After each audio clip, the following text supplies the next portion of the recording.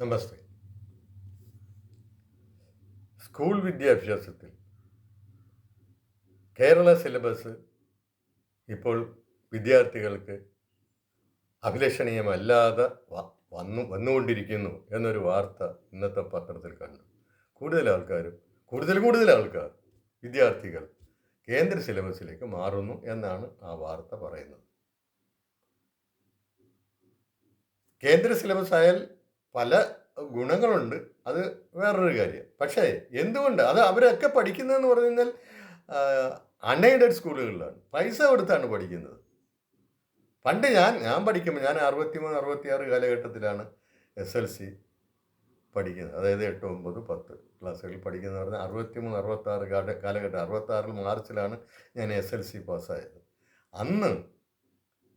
അന്ന് സ്കൂൾ സിലബസാണ്, അതായത് കേരള സിലബസാണ് അന്ന് ഉണ്ടായിരുന്നത്.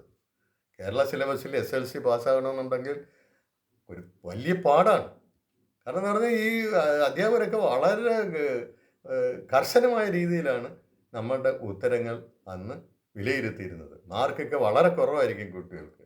എവിടെ മലയാള അധ്യാപകർ പ്രത്യേകിച്ച് അവർ എവിടെയെങ്കിലും ഒരു ചുനിപ്പ് വിട്ടുപോയിട്ടുണ്ടെങ്കിൽ അതിനൊരു മാർക്ക് കുറയ്ക്കും. അപ്പം മലയാളത്തിന് ആളുകൾ ജയിക്കുന്നത് വളരെ കുറവായിട്ടാണ് വന്നിരുന്നത്. അതുകൊണ്ട് പലരും പ്രീ ഡിഗ്രിക്ക് പോകുമ്പോൾ ഹിന്ദി എടുക്കാറുണ്ടായിരുന്നു. ഇത് അന്നത്തെ സ്ഥിതി. എന്ന് വെച്ചാൽ ഇപ്പോഴത്തതുപോലെ ആൾ പാസ് എന്ന് പറഞ്ഞൊരു പരിപാടിയില്ല. ഇവിടെ അതുകൊണ്ടാണ് പലരും അക്ഷരം അറിഞ്ഞുകൂടാത്തവർ, സ്വന്തം പേര് എഴുതാൻ അറിഞ്ഞുകൂടാത്തവർ A+ കിട്ടി പുറത്തേക്ക് 10ാം ക്ലാസ് പാസ്സായി പുറത്തേക്ക് വരുന്നതെന്ന് ഇപ്പോഴും വാർത്ത വന്നിട്ടുള്ളത്. അത് വിദ്യാഭ്യാസ ഡയറക്ടർ തന്നെ തുറന്നു പറഞ്ഞിട്ടുള്ളത് അത് നമ്മൾ കണ്ടതാണ് അടുത്ത ദിവസങ്ങളിൽ. ഇപ്പം ഇത് അന്ന് ഇങ്ങനെ അല്ലായിരുന്നു. അന്ന് 9ഉം 10ലും ഫീസ് കൊടുക്കണമായിരുന്നു. ഞങ്ങളൊക്കെ 6,500 രൂപ മാസം ഫീസ് കൊടുത്ത് പഠിച്ചിട്ടുള്ളവരാണ്. 10ാം ക്ലാസ്സിൽ ഇത് വേണമെങ്കിൽ നമുക്ക് ഒരു വരുമാന സർട്ടിഫിക്കറ്റും പിന്നെ ഒക്കെ കൊണ്ടു കൊടുക്കാമെങ്കിൽ നമ്മൾ ക്ലാസ്സിൽ എല്ലാത്തിനും വിജയിക്കുകയൊക്കെ ചെയ്ത് കഴിഞ്ഞാൽ നമുക്ക് പകുതി ഫീസ് കൊടുത്താൽ മതി. എനിക്കങ്ങനെ പകുതി ഫീസ് ഇളവ് കിട്ടിയിട്ടുള്ള ഒരു ആളാണ്. 9ഉം 10ലും എന്തുമായാലും 6,500 രൂപ പ്രതിമാസം ഫീസ് കൊടുത്ത് പഠിച്ചവരാണ്. ഇനി കോളേജിൽ ചെന്നാലോ അവിടെയുണ്ട് ഫീസ്. ഞാൻ ഡിഗ്രിക്ക് പഠിക്കുമ്പോൾ 22,500 രൂപ പ്രതിമാസം ഫീസ് കൊടുത്താണ് പഠിച്ചിരുന്നത്. അത് ഞാനൊരു സ്പെഷ്യൽ BSc എന്നും പറഞ്ഞിട്ട് ഞങ്ങളാണ് അതിൻ്റെ അവസാന ബാച്ചതായിരുന്നു.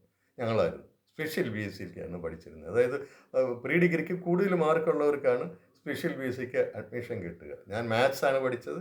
മാത്സിന് എനിക്ക് പ്രീ ഡിഗ്രിക്ക് കൂടുതൽ മാർക്കുള്ളതുകൊണ്ട് എനിക്ക് ഡിഗ്രിക്ക് സ്പെഷ്യൽ BSc തിരഞ്ഞെടുക്കേണ്ടി വന്നു. ആക്ച്വലി എനിക്ക് വാസ്തവത്തിൽ സാധാ BSc മതിയായിരുന്നു. കാരണം എനിക്ക് മലയാളമൊക്കെ പഠിക്കണമെന്നുണ്ടായിരുന്നു. പക്ഷേ ഈ സ്പെഷ്യൽ BScക്ക് ഭാഷ ഇല്ല, അതിനൂടെ മാത്സാണ് പഠിക്കുന്നത്.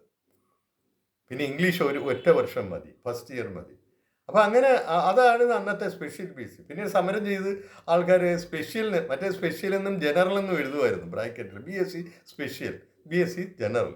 പിന്നെ അവസാനം സമരം ചെയ്തപ്പം BSc ജനറൽ എന്നുള്ളത് മാറ്റി വെറും BSc ആക്കി. സ്പെഷ്യൽ BSc ഞങ്ങൾക്ക് അതുപോലെ തന്നെ തുടർന്നു. ഈ സ്പെഷ്യൽ BScക്കാരെയാണ് പിന്നീട് MScക്ക് വിടുക എന്നുള്ളതായിരുന്നു പൊതുവെ അന്നുണ്ടായിരുന്ന ധാരണ. പക്ഷേ ഈ സമരത്തോടു കൂടി ഇതെല്ലാം അവസാനിച്ചു. വീണ്ടും ശങ്കരൻ തെങ്ങേ തന്നെയായി. അത് വേറൊരു കഥ. അന്നും ഈ 22,000 രൂപ ഫീസ് കൊടുക്കണമായിരുന്നു സ്പെഷ്യൽ BScക്ക്. സാധാ BScക്ക് 20 രൂപ പ്രതിമാസം. അപ്പോൾ സാധാരണക്കാർക്ക് എത്ര ബുദ്ധിമുട്ടായിരുന്നു അത് ആ കോഴ്സുകളിൽ പഠിക്കാനെന്നുള്ളത് നിങ്ങൾ ആലോചിച്ചു. അതുമാത്രമല്ല, വിദ്യാർത്ഥികൾക്ക് എന്തൊരു ഉത്തരവാദിത്വമായിരുന്നു. എന്നിട്ടും സമരം ഉണ്ടാവും. ഞാൻ കൊല്ലം SM കോളേജിലാണ് ഡിഗ്രിക്ക് പഠിച്ചത്. 68-71 ബാച്ചായിരുന്നു. 71 മാർച്ചിൽ ഞാൻ ഡിഗ്രി പാസ്സായി.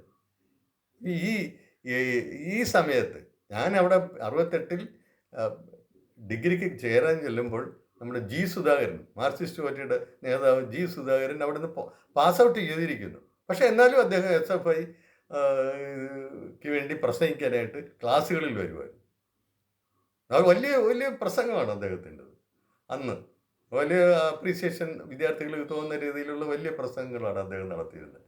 അങ്ങനെ ഈ വിദ്യാർത്ഥി രാഷ്ട്രീയം കൊണ്ട് ആദ്യകാലത്ത് ഈ കേരളത്തിലെ വിദ്യാഭ്യാസത്തെ ഏറ്റവും വഷളായിട്ടുള്ള ഒരു രീതിയിലേക്ക് അന്ന് അവർ തിരിച്ചുവിട്ടു. പഠിക്കുകയല്ല വിദ്യാർത്ഥികളുടെ ജോലി, അവർ രാഷ്ട്രീയം കയ്യിലെടുത്ത് ഇപ്പോഴും തന്നെ കണ്ടില്ലേ, രാഷ്ട്രീയം കയ്യിലെടുത്ത് രാഷ്ട്രീയ നേതാക്കന്മാർക്ക് വേണ്ടി വിടുവേല ചെയ്യുകയാണ്. വിദ്യാർത്ഥികൾ ചെയ്യുന്ന ഇന്നാണ്. അതുകൊണ്ടാണല്ലോ അവർ ഗവർണർക്കെതിരെ സമരത്തിനും കൊടി പിടിക്കാനും കറുത്ത കൊടി കാണിക്കാനും ഒക്കെ പോകുന്നത്. എന്നിട്ട് എന്തെല്ലാം ആക്ഷേപങ്ങളാണ് ഗവർണറെ പറയുന്നത്. പരസ്പര ബഹുമാനം എന്ന് പറയുന്ന ഒരു നല്ല ഗുണം ഇപ്പോഴ് നമ്മുടെ ക്യാമ്പസുകളിൽ അസ്തമിച്ചിരിക്കുന്നു.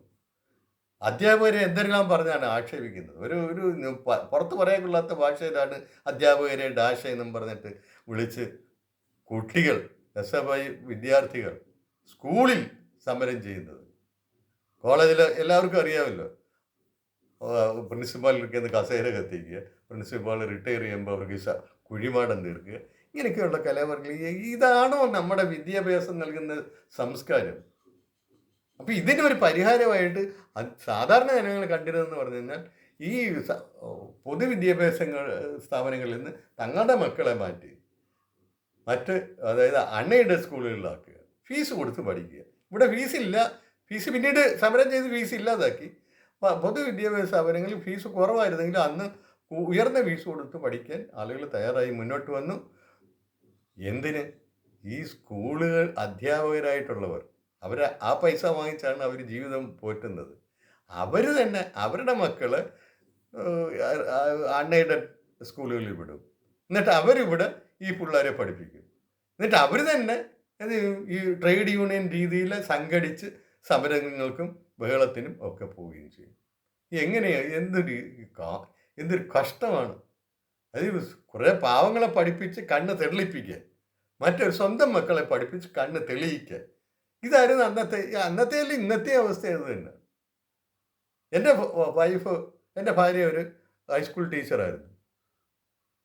അപ്പോൾ ആ ഒരു മനസാക്ഷിക്കുത്ത് ഒഴിവാക്കാൻ വേണ്ടി ഞാൻ എൻ്റെ മക്കളെ സർക്കാർ സ്കൂളുകളിൽ തന്നെയാണ് പഠിപ്പിച്ചത്. അതുമാത്രമല്ല, എനിക്ക് വേറൊരു യുക്തിയും കൂടെ അതിനകത്തുണ്ട്. കാരണം സർക്കാർ സ്കൂളുകളിൽ ഏറ്റവും യോഗ്യതയുള്ള അധ്യാപകരായിരിക്കുമല്ലോ പഠിപ്പിക്കുന്നത്.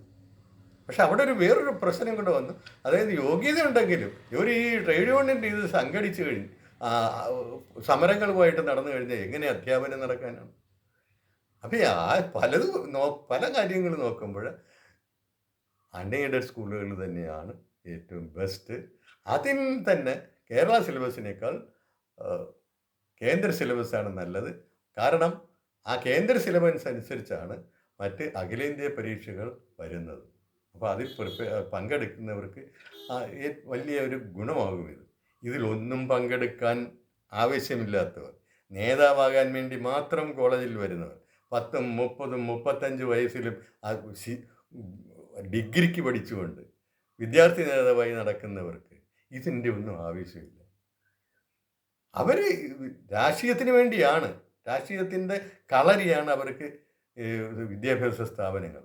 പാവങ്ങൾ മനസ്സിലാക്കേണ്ട, അവരുടെ കൂടെ നടന്ന് ഇംഗ്ലാവ് വിളിക്കുന്നവർ മനസ്സിലാക്കേണ്ടത് തങ്ങളുടെ ജീവിതം അവർ തങ്ങൾ കൊണ്ട് തുലയ്ക്കുകയാണെന്നുള്ളത്. അത് ചെയ്യുന്നില്ല. പിന്നെ ഇതിനെല്ലാം മകുടം ചാർത്തത്തക്കവണ്ണം അയോഗ്യരെ പഠിച്ച് വൈസ് ചാൻസലറായിട്ടും യൂണിവേഴ്സിറ്റികളിൽ പ്രൊഫസർമാരായിട്ടും പിൻവാതിൽ നിയമനം നടത്തുക.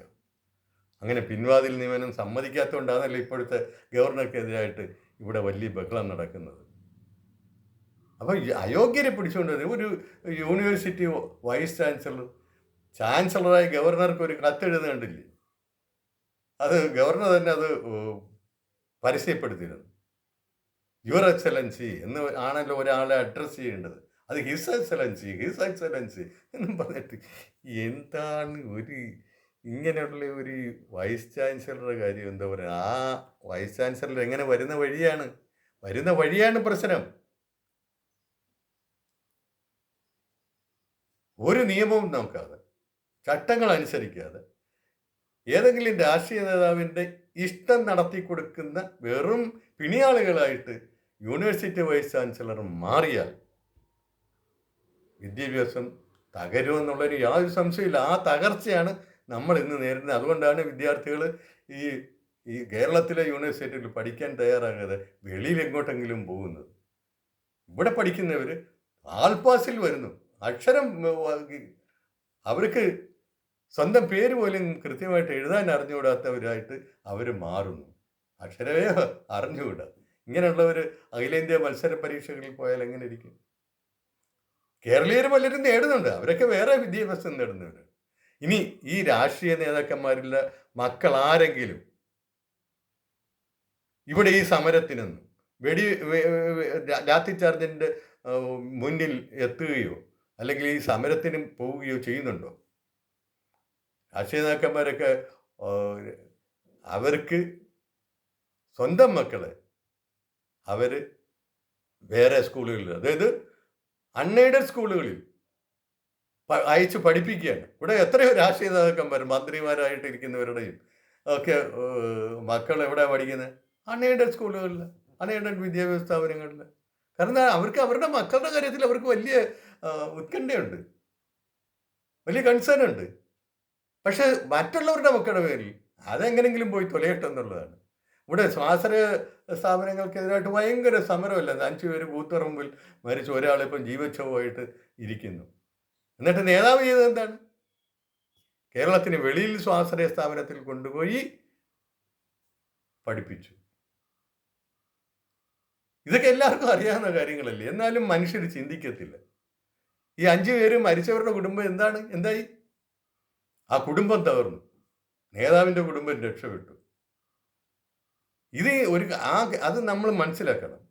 ഒരു നേതാവിൻ്റെയെങ്കിലും മക്കൾ ഇങ്ങനെ വെടിയുടെയും ലാത്തിയുടെയും മുന്നിൽ പോകട്ടെ, അവർ ഇതൊക്കെ കൊള്ളട്ടെ, അവർ സ്വന്തം നിലയിൽ ഇതുപോലുള്ള നേതാവായിട്ട് വരട്ടെ, അല്ലെങ്കിൽ ജീവിതം കണ്ട് പഠിക്കട്ടെ, ജീവിതം അനുഭവിക്കട്ടെ, ജീവിച്ച് കാണിക്കട്ടെ. അതും ചെയ്യത്തില്ല. എന്നിട്ട് ഇവർ മറ്റുള്ളവരുടെ മക്കളെ ആഹ്വാനം ചെയ്ത് മുന്നോട്ട് വിടരുത് ഈ ഗവർണറെ. ഇതാണ് നമ്മുടെ വിദ്യാഭ്യാസ രംഗം തകരാനുള്ള ഒരു കാരണം. ഇനി ഇതിന് അപവാദമായിട്ട് 1-2 നേതാക്കന്മാർ കാണും. ഒരാളെ നമുക്ക് അറിയാവുന്ന ഒരാളുണ്ട്, അത് ഞാൻ പേര് പറയുന്നില്ല, അവൻ കണ്ണൂരുകാരൻ തന്നെയാണ്. അങ്ങനെ ഈ അപവാദങ്ങളല്ലല്ലോ റൂള്. നമ്മൾ പൊതുവിൽ കാണുന്നത് അതല്ലല്ലോ. പൊതുവിൽ കാണുന്നത് ഈ രീതിയാണ്. അപ്പോൾ ജനങ്ങൾ ഇത് ചിന്തിക്കണം. എന്തിനും മറ്റുള്ളവരെ നേതാക്കന്മാരാക്കാൻ വേണ്ടി നിങ്ങളുടെ കുട്ടികളെ ഇങ്ങനെ പൊതുവിദ്യാഭ്യാസത്തിൽ സമരം ചെയ്യാനായിട്ട് അയക്കുന്നു. പൊതുവിദ്യാഭ്യാസ സ്ഥാപനങ്ങളിൽ സമരം പാടില്ല. വിദ്യാർത്ഥികളെ സമരത്തിനായിട്ട് ഇറക്കി വിടരുത്. കുറേ ആൾക്കാരെ നേതാക്കന്മാരായിട്ട് മാറ്റാൻ നിങ്ങൾ വിദ്യാർത്ഥികളെ വിടരുത്. വിദ്യാർത്ഥികൾ പോയി പഠിക്കട്ടെ. സൗജന്യമായതുകൊണ്ടാണ് ഇത്രയും വലിയ പ്രശ്നം. വെറുതെ കിട്ടുന്ന ഒരു വിലയും ആരും കൽപ്പിക്കാറില്ലല്ലോ. വെറുതെ കൊടുക്കരുത്. അതുമാത്രമല്ല, എല്ലാവരും ഒരുപോലെ ജയിപ്പിക്കരുത്. പഠിക്കട്ടെ. പഠിച്ചു കഴിഞ്ഞാൽ അതിൻ്റെ അവരുടെ പെർഫോമൻസ് അനുസരിച്ച് വിലയിരുത്തി അതിനനുസരിച്ച് വേണം അവരെ മുന്നോട്ട് വിടാൻ. ഇത് ഞാൻ ഈ കാര്യം പറഞ്ഞു കഴിഞ്ഞാൽ ജനങ്ങൾ ശ്രദ്ധിക്കാൻ വേണ്ടിയാണ്. ഇതൊക്കെ എല്ലാവർക്കും അറിയാമായിരിക്കും. എന്നാലും ഞാനത് അടുക്കി പെറുക്കിയൊക്കെ വെച്ചെന്നുള്ളതേ ഉള്ളൂ. എന്നെ ശ്രമിച്ച എല്ലാവർക്കും നന്ദി, നമസ്കാരം.